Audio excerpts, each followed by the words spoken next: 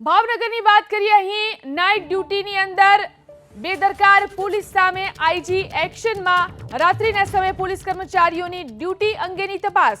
સમગ્ર કેસની તપાસ ભાવનગર એસપીને સોંપવામાં આવી। 3 થી 4 દિવસમાં તપાસ બાદ રેન્જ આઈજીને રિપોર્ટ સોંપવામાં આવશે। રાત્રિ દરમિયાન કંટ્રોલ રૂમમાં આઈજીનો ફોન રિસીવ કરવામાં આવ્યો નહોતો, ત્યારે લાઉડસ્પીકરને લઈ રેન્જ આઈજીએ કંટ્રોલ રૂમમાં ફોન કર્યો હતો। ફોન કોઈએ રિસીવ ન કરતા ખુદ રેન્જ આઈજી કંટ્રોલ રૂમ પહોંચ્યા હતા। કંટ્રોલ રૂમમાં કોઈ હાજર ન હોવાથી આઈજીએ દંડ ફટકાર્યો હતો। તો ભાવનગરમાં નાઇટ ડ્યુટીમાં બેદરકાર પોલીસ સામે આઈજી એક્શનમાં। રાત્રિના સમયે પોલીસ કર્મચારીઓની ડ્યુટી અંગે હવે તપાસ શરૂ કરવામાં આવી છે।